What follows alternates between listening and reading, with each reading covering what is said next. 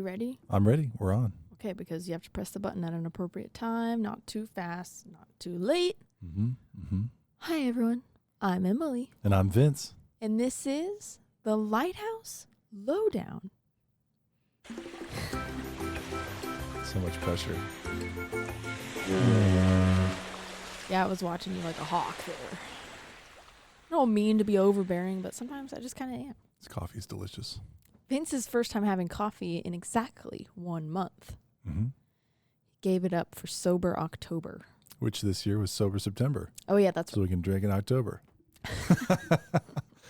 Welcome back to the most explicit Lighthouse podcast on the internet. We can't wait to get wasted. But today it's just coffee. That's right. It's actually my first hot coffee of like the year. So. Yeah. Now that it's hit 80 degrees outside, it's officially cold according to some people. To be fair, yeah, I don't. Today was giving off like cool weather vibes, even though it wasn't cold out. Spooky season. Yeah, like I was just feeling it. And tomorrow it's supposed to get cold. And the next day, like 60 something. Very nice. For a high. So very nice. Anyway, so we have hot coffees in the studio today. I am covering another Maine lighthouse. I don't know what happened. It's just kind of Maine the state. Okay. Yeah. Another Maine the state. Maine with an E lighthouse. I have a history buoy. It's pretty self-explanatory, but I thought it was interesting, so I'll just cover it. Are you ready to go? Let's go. History buoy. Today, I'm going to do the selecting the height of a lighthouse. Selecting it? Yeah, like how they decide how tall the lighthouse is going to be. Yeah, very so good. When you break it down, it's like, duh, but I don't know. I never gave it much thought. Break it down for us.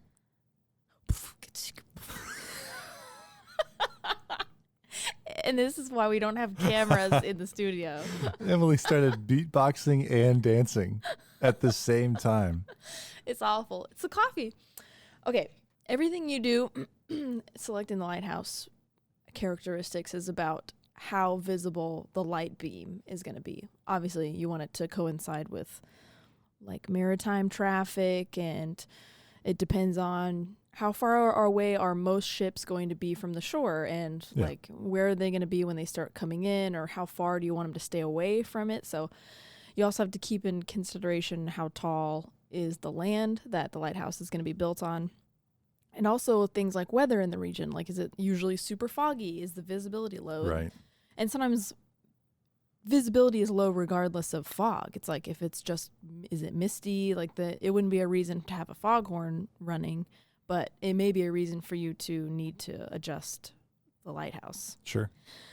So most lighthouses are between 33 and 208 feet tall. There are variations on each side. I'm going to show you one of them. So many questions. Oh, go ahead. What do you mean between 33 and 208 feet tall? That's very specific. You're talking I know. It's just second and third, like quartile? What's happening? That most lighthouses fall within that range. Like 208 being like where it starts to taper off, and there's only like one or two lighthouses above that. So the mass of them, not like some of them. Like a bell curve. Yeah. Gotcha. Like the large percentage. The bell part. Yep. Okay. I know what you're talking about, but I don't. And I remember that we used to have to do math problems about that, like probability and stuff. Yep. Distribution. I hated that. Well, also, I know what you're talking about when it comes to the weather conditions, because obviously lighthouses usually are on the coastline. Yeah. Not always. Yeah. As you'll see in an upcoming episode. Oh. Someday. Exciting. Yeah, we keep pushing back your episodes. Yeah, that's all right. But, there's some that we've seen that it makes most sense to have them low because it's actually below clouds or below cover. Yeah, exactly. And then some are really tall. So tell us more about it. Thank you. The main thing that's important when they're selecting it is the luminous range of the lighthouse, which sometimes is in question because it definitely depends on if you're going to have a Fresnel lens and what order it's going to be, and like what kind of light are you going to have inside the Fresnel lens, which of course changed over time, and more powerful is usually better. But the luminous range is it's an equation, and it's an accurate way to tell how far a beam is visible to sailors or anyone sailing. Yeah. And it takes into account the visibility of the atmosphere where the lighthouse is built, which is what I was talking about, is that it's not always fog. Air quality. It's like, yeah, exactly. Could be smoke from a fire. Mm-hmm. or there could be like light pollution or something else going on. And also takes into account the threshold of the human eye to perceive the light beam, which is very interesting.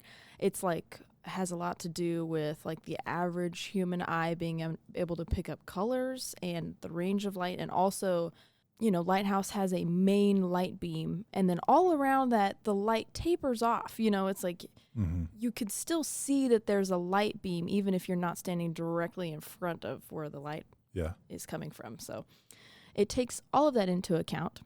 Obviously, the lighthouse beam needs to be seen as far out to sea as necessary, which changes depending on where you are. Like if you're on a lake, you're going to be worried about people being closer than like out to sea. You're going to worry about them being like more than a mile out from shore. So you're not going to worry about having the light beam visible like a mile out. You're going to worry about it being like 10 miles out because people are coming in from, you know, any direction. And like you were saying, there are limitations considering if the lighthouse is too tall, a local ship may not see the beacon at all. It's like if you're on a if the lighthouse is like on a cliff and then the lighthouse is super tall on top of that, a sailor may be going by just completely underneath the beam of the lighthouse. They would never even know that it was there. Yeah. So it just totally depends on where traffic is and what the land looks like. So if you're on a cliff, you're going to have a lighthouse that's shorter, usually. I'm sure there's outliers, and if I had looked it up, I would have. Which is funny, because if you look at, like, lighthouse culture online, like art, photos, we all like, not all of us, but a lot of us like the taller ones. Like the biggest, you know. Yeah. All the time we show those North Carolina lighthouses that are really tall. Yeah. But it's not average. And here's an example. The lighthouse we've covered, the Faro de Ajo. I want to say in Spain. It's not a short lighthouse. It's like I'm pretty sure it was around 70 or 80 feet tall or something. Well, there's like several lighthouses that were part of that. The Faro de Caminos, I think. Oh no, not the trail. The one that the really brightly colored one. No, I think you're correct. Yeah, I think it was. It's on top of a cliff that's really tall, and the whole reason behind that is that nobody comes by there. They're always on the way to a port, like coming from far away. Like they're not worried about anybody. They're not immediately below. Yeah, they're not worried about people being close to the cliff. They're trying to direct people in the correct direction. So obviously, the lighthouse ended up a little bit taller than if they were like concerned about people being closer. So that's a good example. Yeah.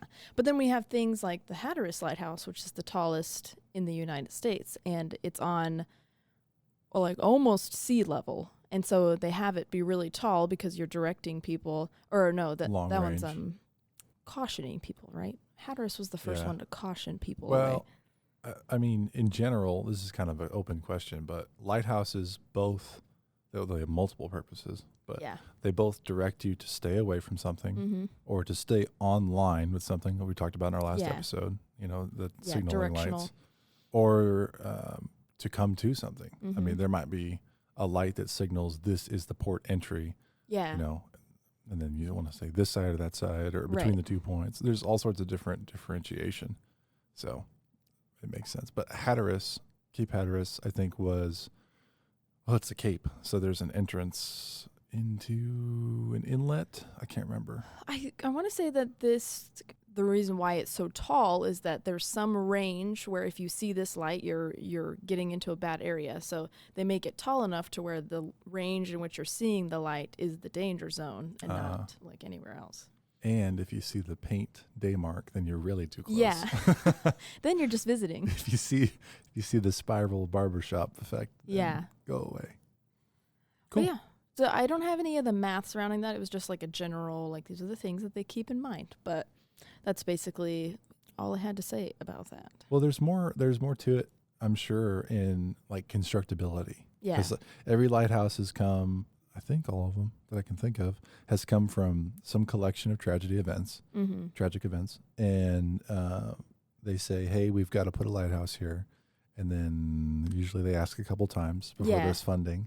And then, you know, part of the funding for looking at a lighthouse would be all the components you need, the light, the beacon, given your range and technology of the time. That price varies a lot. Yeah. We've learned. And then also like the tower itself.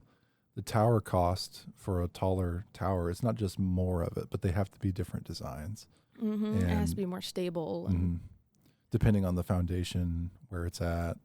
So I think there's different. The height is impacted by a lot more. We're both engineers. You design something and you say, this is what it's intended for. This is the perfect design, air quotes, perfect. Mm-hmm. And then it goes to the construction field, and the rest of the real life impacts change what's actually built. Yeah, right. But interesting. But yeah, I had the note that the tallest lighthouse in the U.S. is Hatteras at 198.5 feet tall, and it's only 10 feet above sea level. And then it's crazy. In contrast, the shortest that's registered with the USLHS, I think it's hard to find a definitive answer, like what is the shortest lighthouse in the U.S., because nobody cares about that. It's like the tallest one, people are like, ooh, wow, fancy, let's go see it and everything. The shortest one, people are like, cool. Yeah. What'd you find? But I found a Trinidad Head Light with a tower height of 25 feet. Okay. So I think there would be shorter than that, but it's 200 feet above sea level because it's on a cliff. Okay. So it needs, obviously it doesn't need a big tower up there. Yeah. So I was just listing those as like, you can tell obviously that if the land is shorter, then the lighthouse may be taller. Well, and as we're learning, lighthouses, it's so not simple anymore. Yeah. So like, this is not US, but Canada. Mm-hmm. We talked about Triangle Island Light. That was one of my first episodes. I really enjoyed that one. But the lantern room was repositioned to Sook, I think it is, outside of Victoria. And so it's like 6 feet tall, like the tower. Yeah. Because it's a single staircase just to step into the lantern room, because you can't put a lantern room on the ground. Mm-hmm. So it's like the shortest. I think it's actually, if you look like on Google Maps, it's in view of the street. So they have to be concerned about light refracting, and it's not a lighthouse today, but it's funny that you said kind of is, because there's anomalies everywhere. And I included a picture of the cutest, tiniest little lighthouse. It's exactly 6 feet tall, which is funny that I thought you said that, but this is just on a shoreline, I think, of either a very small lake or a river in front of somebody's house or something. And I don't think it's registered with the USLHS, which is why I didn't say that it was the shortest lighthouse. But it's called Pocahontas Light, and I think another name for it was Echo Light. Look how cute. For everyone who wants to go see, it says Echo Point. So I'm thinking this has just got to be a little private lake or something, but it showed up as the shortest lighthouse in the U.S., so something special going on. Someone's lawn chairs are out there. So cute. There are, when we were in, where were we staying? North Carolina. Oh. Nags Head. When we were in Nags Head, there was something similar to that in someone's backyard. As we got the beach access, like the public beach access out there. I can't remember. It was just like a backyard lighthouse. I think it was just for their own decoration. Yeah, but just for fun. Yeah. It wasn't quite that sturdy. That looks We pretty saw good. one in Sweden too before the ferry to Longsorts. Mm-hmm. I still have a lighthouse lamp on my to-do list. Oh yeah. There's some really nice ones people sell online, like really fancy. Should make a little replica of Pocahontas Light here. I like that one. It's pretty cute. Looks sturdy. Looks like you could store some whiskey bottles in those little windows. Make it all like cut in half, where you can open it like a like a cabinet. That would be pretty cool. Very cool. You'd be doing a disservice to the light, but. Do you know where this is, Echo Point? I wonder if it's just like someone's lake house. That's what I was wondering. Yeah, if it's. I just think it's funny that it has a name and it showed up on Google like readily. Like, oh, here it is. It's got some, how? Yeah, it's got some evergreens behind it. It's unusual. Yeah, I didn't look up to see exactly where it is. Well, cool. But now we can move on to the lighthouse that we're actually covering today, and it is called West Quoddy Head Lighthouse. I think that's how you pronounce it. It's what I'm gonna go with for this episode. So if it's wrong, somebody can send me an email and be upset about it. I'd be all right with it, huh? Quoddy. Quoddy.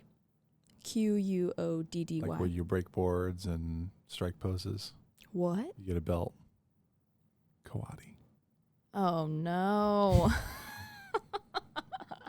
Awful. Boo. All right, let's see it. So we're heading over to Lubec, Maine. I also think that's how you pronounce it. Doing my best. This lighthouse is unique for a couple of reasons. First, it is the furthest east lighthouse in the U.S., nice, as well as the land that it's on. So it's like the mark of the most easternmost point of the U.S., the United States of America. Secondly, it's the only candy-striped lighthouse in the U.S. And to me, when I think of candy stripe, I think of like a candy cane, like a spiral. But I think for lighthouses, candy stripe refers to thin, like a lot of thin bands. Okay. So it's the only one we have. But tell me Candy that's paint. not just the cutest little lighthouse, aside from Pocahontas. It's very cute. It looks like a peppermint. Yeah. Yeah, I thought it was so cute. It looks like a Waldo. Yeah, where's Waldo? Yeah, right there. It's right there. Look how big the keeper's quarters are. Yeah, it's a nice one. 3 chimneys going on. What is this we keep seeing? We don't know. I don't know about the little stuff. mast shape. It's a mast on land. I keep seeing that as a flagpole. We're going to have to look it up now because we've seen it a couple times. Montauk Point had it too. Yep. It's got to have some meaning. Wow, I never noticed those, and then you pointed out. That's cool. Cool lighthouse. So this is what, 30 feet tall? The tower? 49 feet tall. All right, my scale was off. Well, yeah. That's probably to the top of the lightning rod. I bet so, because the keeper's cottage is two stories tall. So roughly 10 foot a story. So this picture I am showing you is deceiving because the weather is not usually like this at this lighthouse. Oh, no, it's not usually dandy and sunny. Yeah, it was the first lighthouse to have a fog bell equipped, which is good because literally half of the summer is just dense fog. Oh boy. All the time. And actually, oh wow. That is dense fog. Yeah, so that's what it looks like a majority of the time in the summer. And keeper Malcolm Rouse, I think his name is, he was the last keeper at this lighthouse and said one time they had 31 straight days of fog, like relentless fog, a singular day of sun, and then immediately after that, another 29 days of dense fog. But they enjoyed the sunny day. Yeah. Can you imagine this picture that we're looking at for people that want to look? You can go to our YouTube or our Instagram, and we show all of the pictures that we talk about in our episodes. But can you imagine living in this for almost 2 months straight? It's like the people who live in Alaska and don't have sun for like 3 months. I can't imagine it. I think it'd be cool, really cool for a little bit, and then terrible. Yeah, it'd be in some serious need for vitamin D. It was also the first to have a steam-powered fog signal, which I read that the Lighthouse Board was very reluctant to start steam whistles because at that time... Boilers, yeah. They were worried about having... Explosions. They were worried about having inexperienced, like people that aren't professionals in boilers to be operating a boiler. And so they put it off for a long time before it became like safer, like safety related stuff was enacted, and then they allowed keepers to run steam whistles instead of the original foghorns. Yeah, boilers. I mean, the concept of a boiler is to create a pressure vessel that has high temperature and high pressure steam. Yeah. So if there's an accident, it's not very good. Yeah, and if there's any kind of a problem or anything, keepers are not going to know. I mean, it was new. It was like a new thing. So early adopters are risk takers. Exactly. It's like us with this podcast. So, West Quad. You're always just late enough to where I start my new sentence, and then I'm like, oh yes. Here, you can try it. Oh. All right. Dang it. West Quoddy. West Quoddy. I hate the that. Quoddy that you kid. played in that. Hua! You're ruining this for me. It was a little foggy in Quoddy. Is it still? Foggy? I assume the weather hasn't changed. No. It's still Maine. Okay. But it was, okay, West Quoddy was named after Passamaquoddy Bay, which was named after the Native Americans who have lived there for centuries. Okay. The name means pollock spear. Pollock. Pollock is a fish. Yep. Okay. Which reflects the excellent fishing that's done in this area, and also was the reason for that attracted European settlers in about 1604. Is when they started moving on over. That's early. Scooching. Early for us. Yeah. And it wasn't until 1806, so 200 years later, that commerce actually started to increase to this area.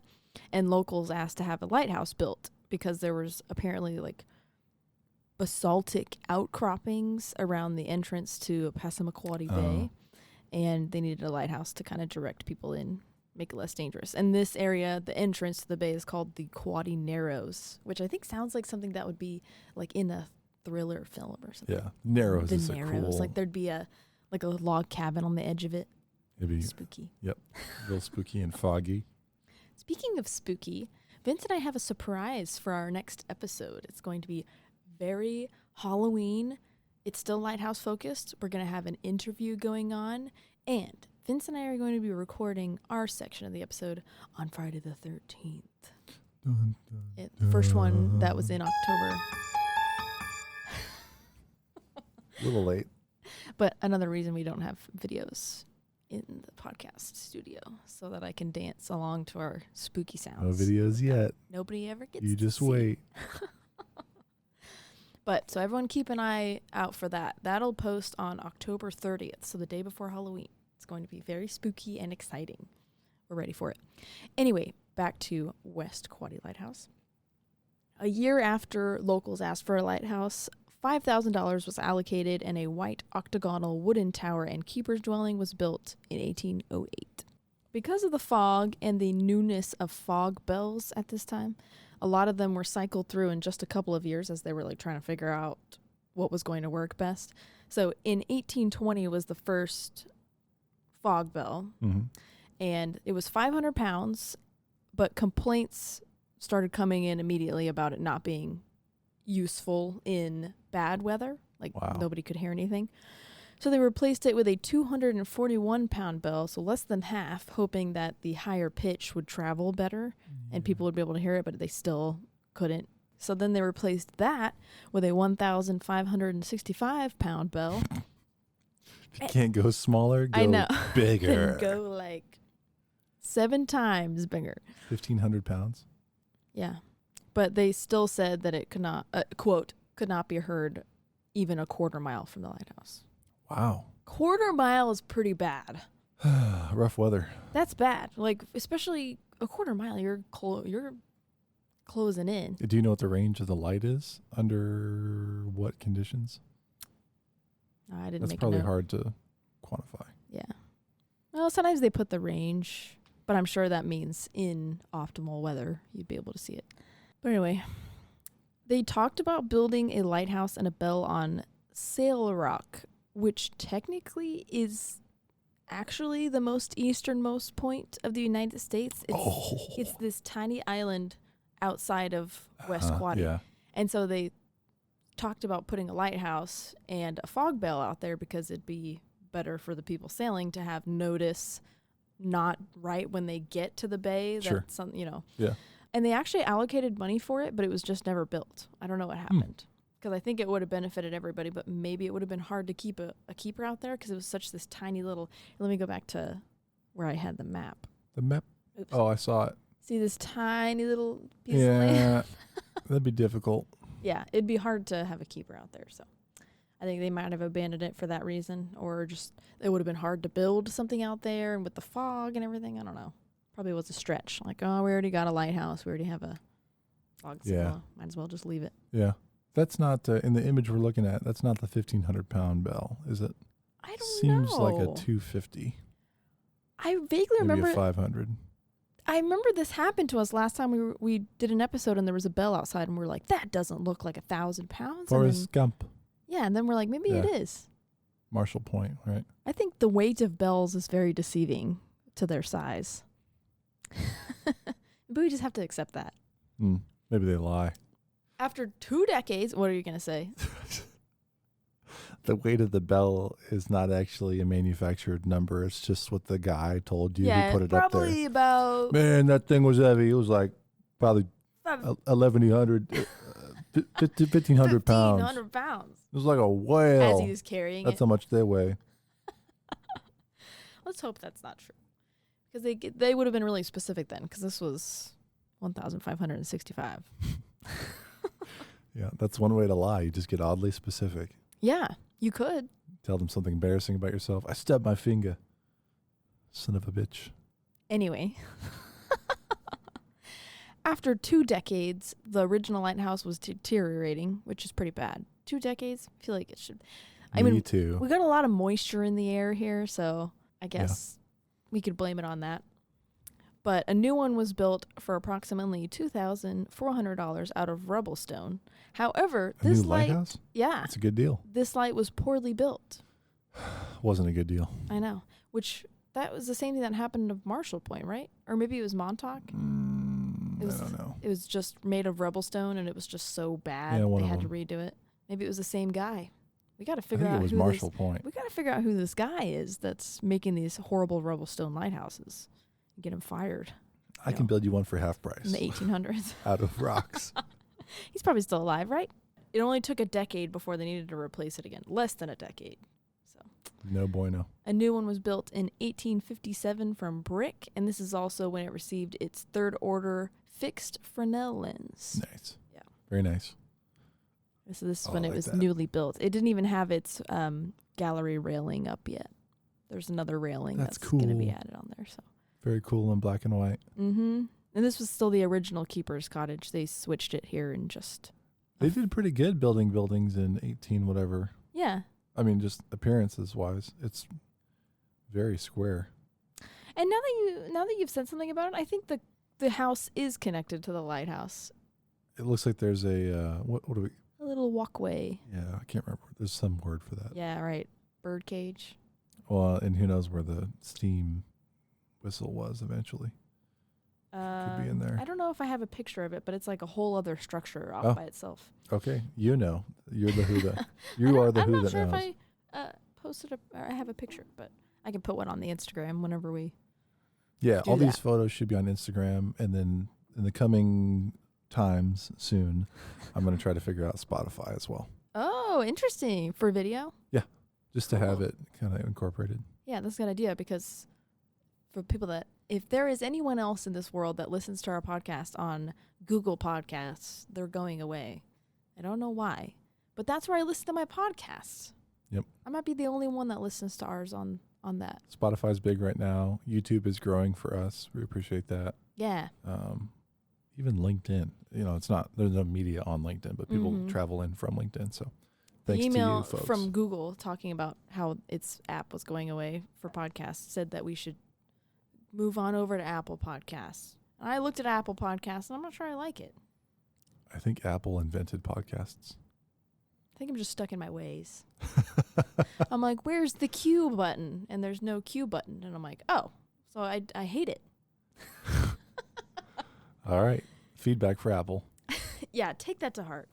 But yeah, we had a fixed light characteristic, a brand new Fresnel lens, and this tower and the Fresnel lens are still in use today. From what year? 1857. Wow. Clap for them. Nice. All right, that's enough. Oh, wow. Very short. Only a little bit of clappage. It's impressive. But yeah, this one's 49 feet tall, the one that we have today. Red and white candy stripe, and it's 83 feet above sea level. So we're on a little bit of a cliff edge. Smart. In 1866, they added a fog signal that was like up to date, and then improved it in 1868. And this is whenever they added the steam whistle that 2 years later. They resisted for just a little bit longer and then had it, up to normal, like everyday standards. Yeah. Man, I bet their steam whistle is tooting all the time. Oh, just nonstop. Like we just said, the guy had almost 2 months of straight fog. Yeah. The thing was going 24/7. Maybe it's only under storm conditions or something. Not just fog. I think it's fog. Ugh. I know. Tough. Awful. You think people just wouldn't come here? You're like, fine, it's going to be foggy for 2 months. We just won't go there. Traders got to trade. In 1885, the West Quoddy fog signal logged the most hours of any U.S. Light station at 1,945 hours running time. In 1 year? Yes. So I'm pretty sure I'm going to say a man, but a man working for a year, like a man year, is 2,000 hours. I know it's something like that. There's between 8,000 and 9,000 hours in a year total. So if you were to work 8 hours a day, right? But these guys don't have normal working hours. I'm just saying. Just for a scale. 8 hours a day. Yeah. 5 days a week. Let's say you get 2 weeks off. Okay. So 50 weeks a year out of the 52. That's 2,000 hours. Damn. That thing, that steam whistle. That steam whistle put in as many hours as a normal human man. Yes. That's insane. Good for them. Yeah, good for them. I hope Those they got an award or a patch or something. I bet you they had some dope earmuffs they slept in. I'm sure they did. Because they can't be too far from the Fox signal. That's too bad. Dang. 1899, so before the turn of the century, the keeper's cottage was converted to a duplex, which is what we have today, is like the new and improved lighthouse. Very nice. Although, this picture is from 1892, so maybe there was some, but it's a duplex, so maybe the year is wrong that I have written down. That's definitely a duplex. We got 2 front doors. Yeah. So. Looks like it. One of the years is wrong, but anyway. Circa 1892. Mm-hmm. The inspection that was done in this year was a lot of trouble for the keepers. Or should I say, the keepers were in a lot of trouble. Oh, no. The station was reported in, quote, deplorable condition, end quote. Basically, dust and rust everywhere. There were greasy rags just strewn about. Oh, my gosh. They said the duplex was in, like, just a mess. They added a parlor for each one. It's basically like the entryway. And they just made it storage space for all their stuff. So when you walk into their house, it's just piled with boxes and things. Yeah. They even said that the Fresnel lens was dusty. That's a big no-no. Shame for shame. Because that can get hot, right? Well, it just reduces the visibility of the light. And you already have bad conditions over there. So yeah, just crazy. Bad marks everywhere. And West Quoddy is considered a very comfortable light station because it's so close to South Lubeck, which is just the town. And so this was like a nice lighthouse to be stationed at. You should be thankful. And so as punishment, the current head keeper was to be moved to a less desirable station. My mouth dropped whenever I read that. I was like, they just were like, you know what? You have it too good. Yeah, like, you're not going to be thankful for the station. You're going to go somewhere worse. Show some respect. Yeah, so they were going to reposition him to Avery Rocklight, and he quit. Do we know where that is? I don't. But apparently it's just a less. Someone out there is going, wow. Like, ooh, a bad one. Can't believe they said Avery Rocklight. Let's see. Avery Rock Lighthouse is located also in Maine. Oh gosh, so it's on a little island. It says the rock encompasses only about 1/4 of an acre. Mm-hmm. So that would not be very good. Back to the saltine crackers. Well, and this guy said that he worked there for 7 years, so he quit because he was like, he said he couldn't. Like, I'm not going back. He said he couldn't handle going back to that lighthouse, so he just quit. I don't blame him. You know what? And if he wasn't going to take care of this light station, then good riddance. It sounds like an awful lot of work, especially after watching the film The Lighthouse. Yeah. With Robert Pattinson and William Dafoe. Mm-hmm. But you gotta clean that Fresnel lens. Come on, you gotta be up there with a Windex. If anything's gonna be in bad shape, like, fine, let it be your house. Although it's also unacceptable. Like, lighthouse keepers were held to a very high standard of cleanliness. People came over and they did the thing where they run their finger on a surface and take a look. Yeah. I think they still do that in military service. I would imagine. Like in bunk rooms and stuff. Yeah. 1934, the station was electrified and wasn't automated until 1988. So that's pretty late to be automated, to have no more keepers. 1988. Wow. Yeah. It is late. The lighthouse was transferred to Maine's Bureau of Parks and Land under the Maine Lights program in 1998, which we talked about in the last episode. Somewhere between 1931 and 1935, the light characteristic changed. Okay. And so today it's 2 seconds on, 2 seconds off, 2 seconds on, 9 seconds off, which is kind of a special light characteristic to have. That it's like an asymmetrical series of eclipses. Yeah. I've never heard that one before, although I probably can't name any other ones that I've heard. I mean, they vary, but it's strange to have it varied like that. Yeah. Today you can tour the lighthouse in the summer months, which I thought was hilarious because it's mostly foggy. Not that like it's less special to see the lighthouse in the fog. It actually would be kind of cool, but the view, like the photo that I showed you in the beginning of the episode, the view is amazing if you can see it. If you catch a clear day, it'd be gorgeous. Yeah. The Keeper's Cottage is now a visitor center run by the West Quoddy Head Lightkeepers Association. And the USLHS reports that you can actually stay in Lubeck at the former life-saving station, which is only a 5-minute walk from the tower. So you can't rent out a room at the lighthouse, but you can be as close as a 5-minute walk. So it's very nearby. Interesting, like a first responder station. Yeah, exactly. And I need to do an episode about that. Oh, pretty. That we can cover, but that's gorgeous. Yeah, it's such a cute little lighthouse. I love the red top, the like red little cap. Yep. It really is like Where's Waldo. It's a great setting. The rock face and the thick grass and trees. The evergreens. Yeah. Very pretty. Yeah. Another picture of. Oh yeah. Look at that little beacon light. And how fun, to have a Fresnel lens that's still in use. It's just not as common. Like a lot of people, like our last episode, it was taken out of commission in 2017, so very late. But there's still some that are just still going. Mm-hmm. It's going to be a sad day when they're taken out. Yeah, I think people are trying to keep them. They're trying to keep the lighthouses in good shape and maintain what they have. Yeah. I wonder why there are holes in the cupola for airflow. Oh, the vent ball? Yeah. Yeah, that's just so that hot air can escape.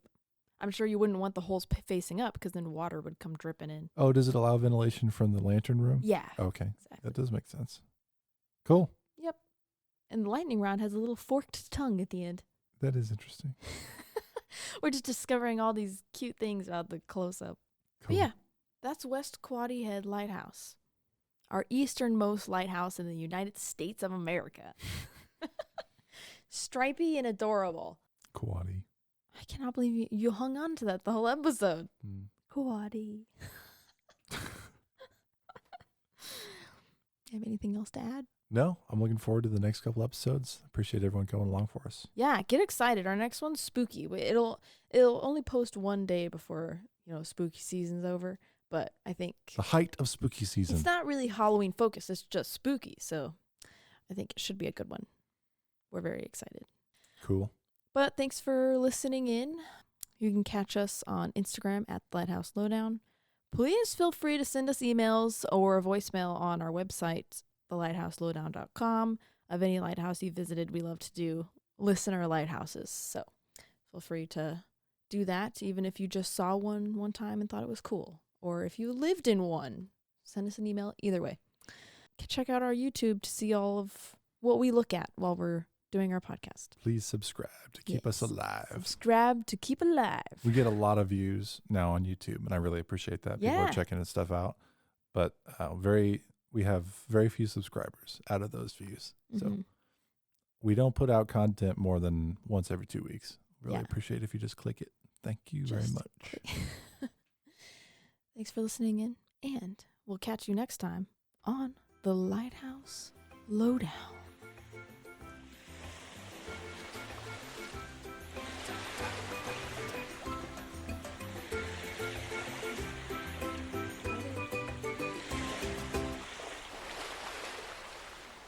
Sounds so tropical.